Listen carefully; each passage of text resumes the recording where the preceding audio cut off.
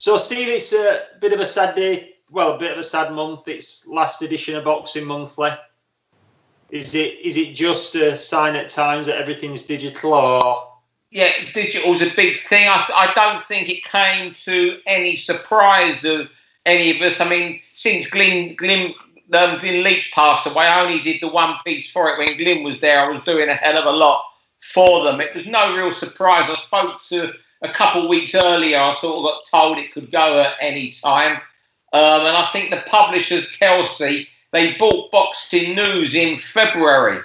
And I think the writing was on the wall for it then, because, they didn't need two boxing publications, and they paid quite a bit of money for the news, I believe. So that was always going to be their first priority. And I understand that when they bought Boxing Monthly a couple of years ago, at the same time, they was inquiring about Boxing News, but that wasn't for sale. But it's come as no surprise. And also, I think with Boxing Monthly also, you need a digital presence these days, and although I had the digital presence, it wasn't that great. It was okay. It was fine for people working there, in their spare time. So you can't knock the product. But if you compare that with the internet site that Boxing News has, it was night and day. Because those guys could work on it, and Boxing News realised how important it is to have a strong website, and they're behind the paywall even. And I because the print industry has been dying for years. You know that, Rich, and all my years in it. You just look at the sales of newspapers; they've been going down for many years. So, we're in a generation now where my eldest daughter's 19. She's never bought a newspaper in her life. Yeah. People just don't buy newspapers; they get it online. And so you've got to have that strong online presence. So, and look at that, coupled with the fact that the publishers, Kelsey, had bought Boxing News. They just had the great excuse to end it at this time. If you're going to bump a business or close something down, you've got the perfect excuse right now. Yeah, it's sad. I remember as a kid going and buying it every month. Glossy front, and just sad to see it go in it. Really, it's sad, but it's just it's very sad. It's just the way of the world. And Glyn Leach, my great friend who owned it and ran it for years. I know you knew him well, Rich. I'm not sure whether I knew him well. I remember Glyn. He was a great guy, wasn't he? I think he was respected by so many people, wasn't he? I think Glyn was even. I was very close to Glyn, and we'd speak a lot. And towards the end, he was saying he was giving it another 2-3 years before it would fold. But if people aren't buying something and you're not getting advertisers in, you're not going to make money. At the end of the day, Kelsey, you can think, well, Kelsey, you've been pretty cold about it, the way they just closed it, bang, like that. But they're a publishing house with 35 to 40 magazines. They've got no feeling for boxing like we might have. Yeah. That has been missed. I always remember the crossword at Christmas was a belter, wasn't it? Or the the double edition. Did you ever finish one?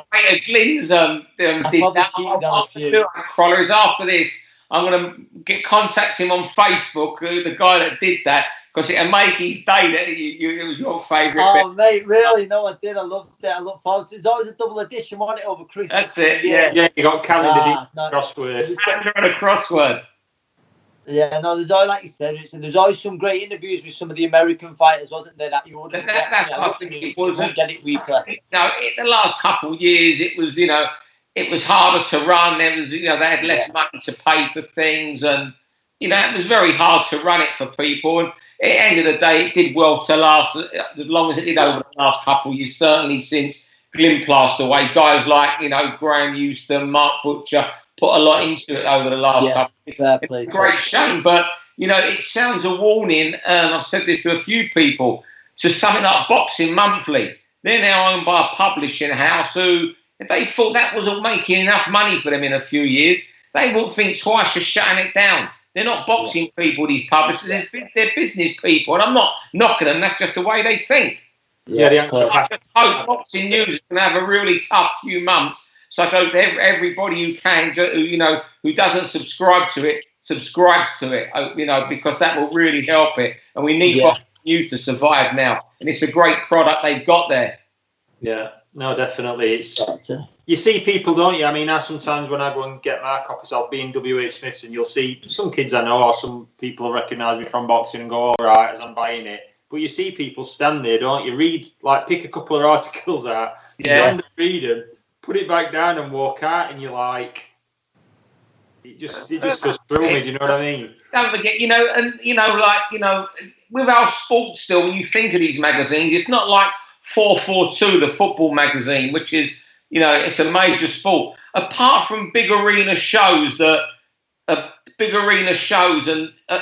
last, over the last 10, 15 years, how many British boxers became household names and headlined arenas, and you were blessed in the last 3-4 years of your career to become a mainstream fighter and people knew you. You was on breakfast TV and everything. You fought arenas. But how many fighters get that? They're the only ones that are known to people. Most of them guys, a lot of them people that followed you knew you, Anthony, but people who were watching you on Sky, they would have had no idea of your early career.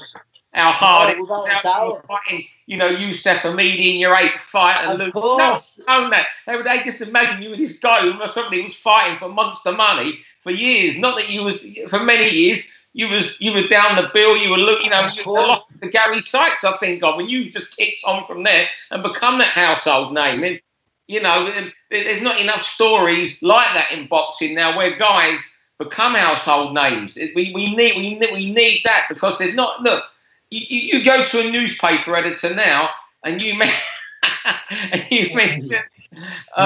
You ask a newspaper, a sports editor, to name 10 British boxers. I bet he could.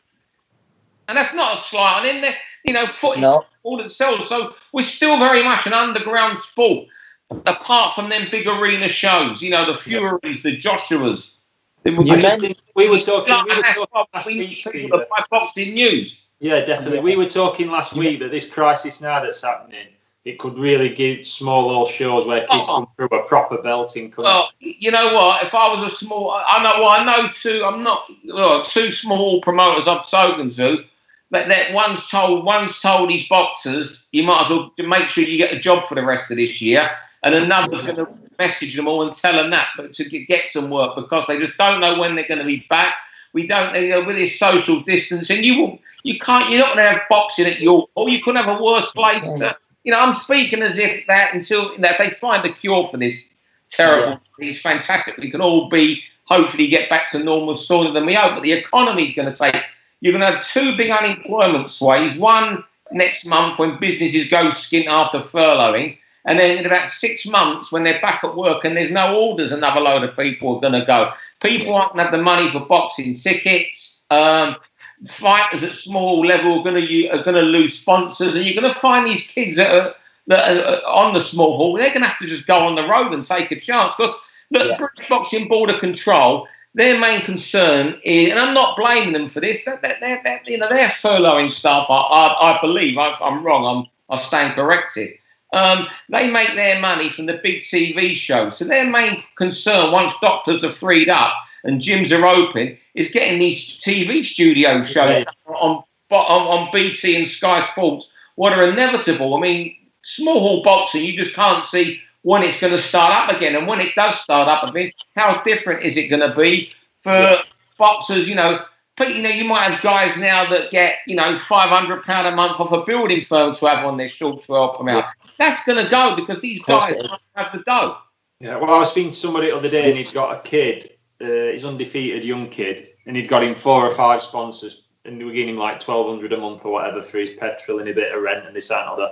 And we in like days of it happening and furloughing staff, everything, because you can't, from their point of view, Stevie, they can't lay the staff off, can they? And say, look, we've got to let you go, but this boxer, we're going to carry on sponsoring this young kid. You can't do it, can you? So he lost all 5 in like 48 hours. And then there's one who's happening there. It's just going to happen more and more over the next few months. It might be sponsored by a builder in 6 months.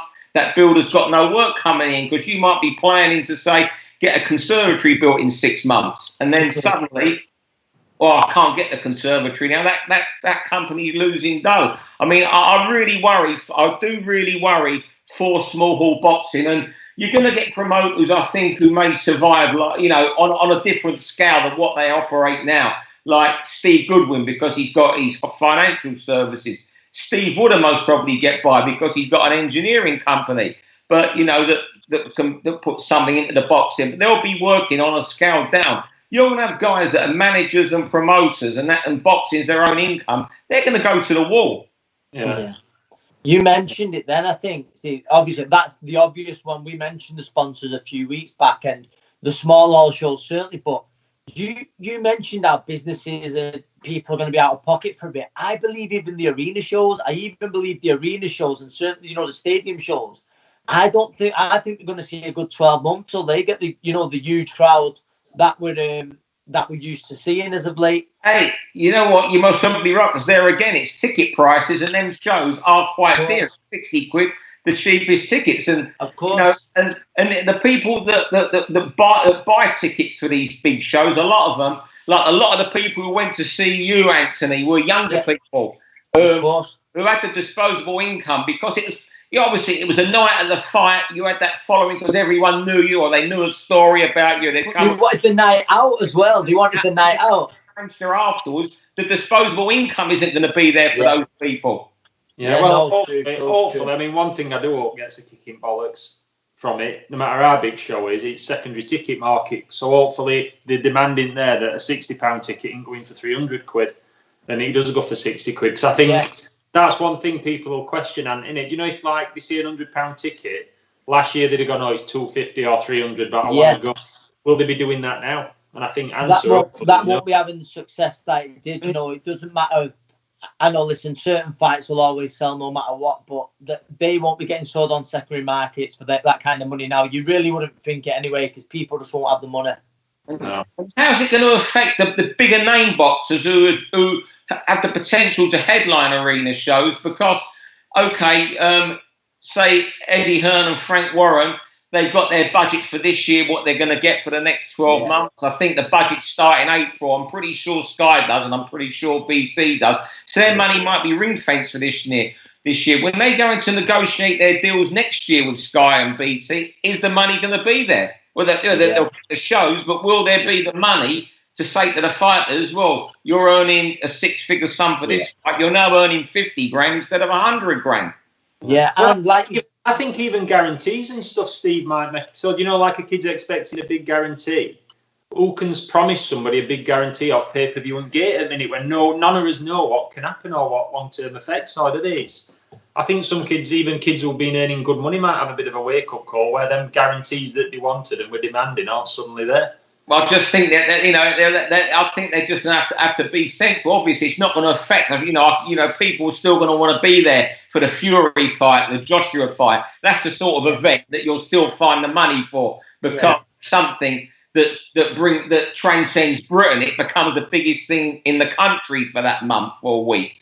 But I just feel particularly for the small hall kids, and you know, because especially for the ones who. You know, a lot of these shows, you have to sell your tickets. They're going to struggle selling their tickets, these small kids. The disposable income that was there isn't going to be there. And it's a great point Anthony made there about the bigger shows now. Yeah. I think, do you know what, as well? I think there's a lot of lads there who will, do you know what we're just talking about? They're just on the verge of going from a leisure centre or, do you know what, an arena, a venue that holds a few thousand, to then push on to try and go on to the smaller area.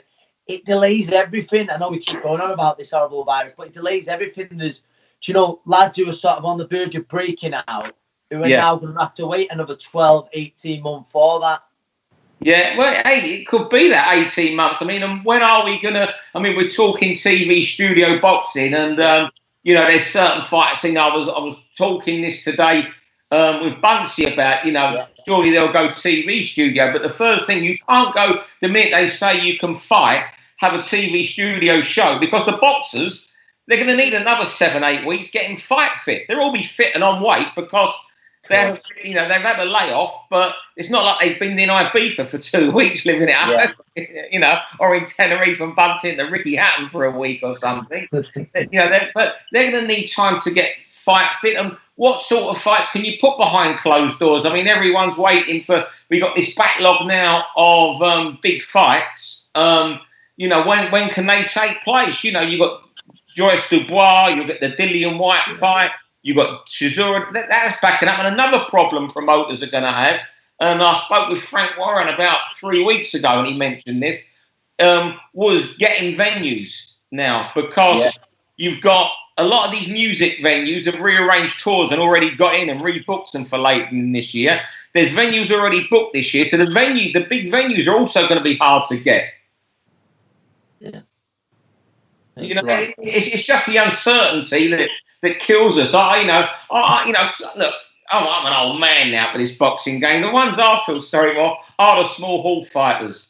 Without a doubt. I mean, because the guys at the top are going to have to take a haircut, or the guys you say who you really feel for are just moving up to that, out of the leisure centres to the arenas. They're going to have to take a haircut but still earn money. A lot of these small kids, they're going to, well, I should think a lot of them are just pack up.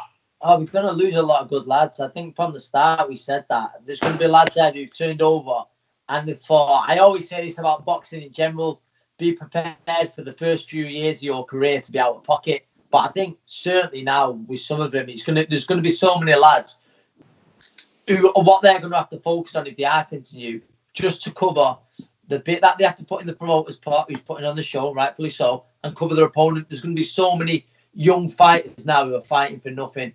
Yeah, and maybe the only ones of these small hall fighters who can survive aren't necessarily the best on it, but the ones that can knock out the tickets still. Without a doubt. Or lucky enough to have, a family who have got some capital behind them and can help. You know, they're going to be the only ones that survive, because the guys that can only sell 60, 70 tickets because they work all day, they train, then go home to a wife and 2 kids and they're in their 20s, they're going to find it so hard because, you know, they're not out on the street in pubs selling tickets anyway. It's going to be really, really hard for them, and they're the ones absolutely my heart will be broken for. Yeah, difficult times, mate, innit? Difficult times. But hopefully, look, boxing's always found a way on it and got through it. And well, this is one that's, I think, you know, like all sports, boxing will survive and will come back strong, and then we'll be having this conversation. I'll bump into Ant in Manchester, and I'll say, remember that conversation? And we'll be reading about some kid who's an amateur now that Ant knows, and Ant's taking him in the ring, and the kid is training him, and he's earning $6 million or something, and we'll be laughing about these. It's a really tough time for a couple of years, and all around the whole game. Promoters have got to understand why fighters might be frustrated during these times. You know, fighters have got to understand, you know, they've got to take a haircut. And also, you know, trainers I know do like to protect their kids and bring them on at their own pace. And that's right, because they're the ones that see them day in, day out, the trainer. You know, they're the ones that do more with that fight than anyone. They're going to have to maybe let kids in. I mean, Ant can maybe answer this as a budding young trainer. Maybe let kids in to fights they might be wanting after 15 fights, and you're taking it after fights. You might have to take them a little bit earlier, no, certainly. I think with that, I think, you know, you've got to, I'm not saying with a kid you can't expect sort of that fight where it's going to be 40-36, 60-54 in a 4-rounder or 6-rounder. It's going to be a fight where there's a live threat for him. Do you know what I mean? Or to the point where you just said there's 2 good unbeaten prospects. They go to work, and do you know what? The winner moves on. The loser rebuilds. Do you know what I mean? I think that's what it's going to be. And that's what's going to come. I'm sure, you know, Ant's got 2 or 3 really good kids there now. And I'm sure in an ideal world, you'd love the first 12, 15 fights to be southpaws who try, southpaws who are awkward, orthodox who come and give you a war, but you know you can beat, orthodox who just go in the shell. So you fight, you know, the idea of bringing through a young pros, 1920s, and then first 15 fights, you know this, Richard, from matchmaking. They fight every style of fighter in them fights, and then you slowly let them off the leash between 15 and 19 fights, and then they're going. After that, you just go. Yeah. That's not going to happen now. That's not going to happen now. You said it. In an ideal world, it would. Maybe Olympic kids and stuff like that, and them off Team GB, maybe. Yeah. Building them, but I think even them now, they're moving those lads so fast, sort of with, you know, from the WSB and stuff like that. They're moving those kids sort of faster. I remember sort of first turning over, and the saying was, and Rich, you'll know it better than me, Steve, you'll know it better than me, it was 20 to learn, 20 to earn. That's what it always You're was. not getting 20 fights to learn now, no matter who you are. That's what's going to happen. And also, you wonder, are these kids who stay with in Sheffield for another year till Tokyo 2021, what sort of signing on fees are they going to get? You could have a flyweight who's on serious money on Team GB, who might be better off staying with that for another 4 to the next cycle as well, because the signing on fees might not be there anymore. Because these guys are used to getting signing on fees. You know, Eddie and Frank will go to war to offer them the most money. Yeah. It'll be just really interesting now to see how it's going to plan out, won't it? Yeah, you know, as I think the next couple of years we're going to see a lot of changes in boxing. You know, I don't think, you know, as I say, I think small halls really are going to struggle in the immediate future over the next 2-3 years. But boxing, as always, it'll come back, and there'll be a time where we're talking mad money again for these kids. Yeah. You know, like everything else, you know, everything, you know, it's like everything, the whole world's come to a standstill. It's like the housing market now is going to, like, you know, level out and drop for a few years, but then come 5-6 years time, it'll be going crazy again. You know, these things, everything will improve. It's just we're in a generation now where a lot of younger people want everything to happen tomorrow, and 5 years to them before everything's right again sounds like a generation, but it's not when you think about it. Yeah. Well, Steve, thanks for taking time and jumping on with us. Always an education. You all take care. And Anthony, I'll give you a call next week about an idea I've got. Therefore, Steve, I'm really sorry what happened, mate, as well. Mate, just, you know, bad luck. But yeah, mate, look forward to catching up. All right, thanks, Richard, and take care. See you later, pal. Take care, pal. Take care. Bye-bye. Bye-bye. Bye-bye.